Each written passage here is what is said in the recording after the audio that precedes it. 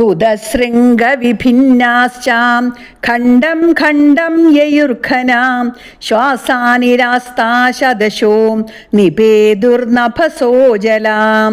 തുദശൃംഗവിഭിന്നാശ്ച ഖണ്ഡം ഖണ്ഡം യയുർഖന ശ്വാസ അനിലാസ്ത ശതശോ നിപേതുർ നഭസോ അജല.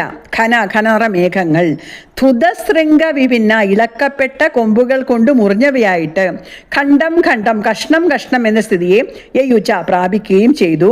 ശ്വാസ അനിലാസ്ത ശ്വാസവായുക്കളാൽ വിക്ഷേപിക്കപ്പെട്ട അജല പർവ്വതങ്ങൾ നഭസ ആകാശത്തിൽ നിന്ന് ശതശ നൂറായി നിപേതു നിപതിച്ചു.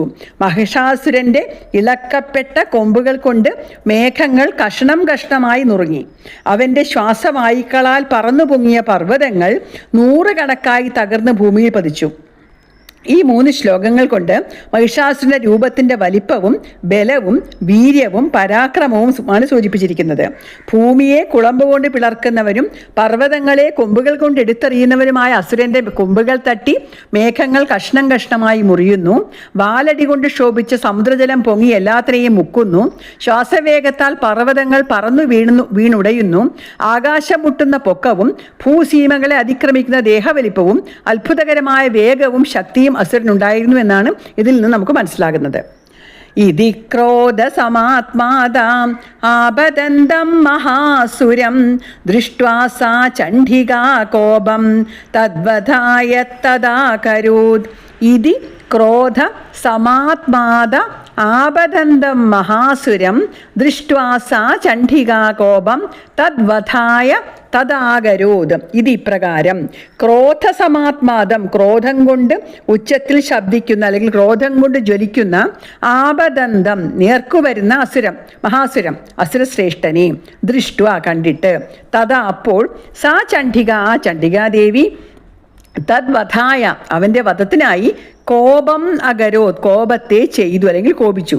ഇങ്ങനെ ക്രോധത്തോടുകൂടി ശബ്ദിച്ചുകൊണ്ട് അല്ലെങ്കിൽ കോപം കൊണ്ട് ജ്വലിക്കുന്നവനായി നേർക്കു വരുന്ന മഹിഷാസുരനെ കണ്ടിട്ട് ആ ചണ്ഡികാദേവി അവനെ വധിക്കുന്നതിനായി കോപിച്ചു. കോപം അകരോത് എന്നാണ് പറഞ്ഞിരിക്കുന്നത്. അതായത് ദേവിക്ക് മഹിഷാസുരനോട് കോപം ഇല്ല. ദേവി ജഗന്മാതാവായതുകൊണ്ട് എല്ലാ ജീവികളോടും കാരുണ്യം മാത്രമേ ഉള്ളൂ. കോപം ഉള്ളതായി ഭാവിക്കേണ്ടി വരുമ്പോൾ കോപം സ്വീകരിക്കുന്നു എന്നേ ഉള്ളൂ. സാക്ഷിപ്ത്വാ തസ്യ വൈപാശം തം ബബന്ധ മഹാസുരം തത്യാജമാഹിഷം രൂപം സോബിബദ്ധോ മഹാമൃദേ. സാക്ഷിപ്ത്വാ തസ്യ വൈപാശം തം ബബന്ധ മഹാസുരം തത്യാജ മാഹിഷം രൂപം സോബിബദ്ധോ മഹാമൃദേ. സാ ആ ദേവി മഹാമൃദേ മഹായുദ്ധത്തിൽ തസ്യ വൈ അവൻ്റെ മേൽ പാശം ക്ഷിപ്ത്വ പാശത്തെ എറിഞ്ഞിട്ട് തം മഹാസുരം ആ മഹാസുരനെ ബബന്ധ ബന്ധിച്ചു. സ അവൻ ബദ്ധാഭിബദ്ധനാണെങ്കിലും മാഹിഷം രൂപം തത്യാജ മഹിഷരൂപത്തെ ഉപേക്ഷിച്ചു. ഇവിടെ വൈ എന്നതിന് പ്രസിദ്ധിയെ കുറിക്കുന്ന അർത്ഥം ഉണ്ട്. തസ്യ വൈ എന്നത് മഹിഷാസുരന്റെ ആകാര വീര്യങ്ങളുടെ പ്രസിദ്ധിയാണ് കുറിക്കുന്നത്. അപ്പോൾ വരുണപാശം പ്രസിദ്ധമാണ്. പ്രസിദ്ധമായ പാശം കൊണ്ട് എന്നും വേണമെങ്കിലും പറയാം. പാശം കൊണ്ട് ദേവി ബന്ധിച്ചുവെങ്കിലും മാഹിഷരൂപം ഉപേക്ഷിച്ച മഹിഷൻ എന്തായി? ബന്ധവിമുക്തനായി. തദസിംഹോ ഭവസദ്യോ യാവത് തസ്യാംബികാശിരാം ഛിന്നത്തി താവത് പുരുഷാം ഖഡ്ഗപാണിരദൃശ്യതാം. തദസിംഹോ ഭവത് സദ്യോ യാവ തസ്യാംബികാശിരാം ഛിന്നത്തി താവത് പുരുഷ ഖഡ്ഗപാണിരദൃശ്യത. തഥാ പിന്നെ സദ്യ പെട്ടെന്ന് സിംഹാ അഭവത് സിംഹമായി മാറി. അംബികാദേവി തസ്യ അവൻ്റെ ശിരസിനെ യാവത് ഛിന്നത്തി താവത് എപ്പോൾ ഛേദിക്കുന്നു അപ്പോൾ അല്ലെങ്കിൽ ഛേദിച്ചപ്പോൾ ഖഡ്ഗപാണി പുരുഷ ഖഡ്ഗപാണിയായ പുരുഷൻ അദൃശ്യത കാണപ്പെട്ടു.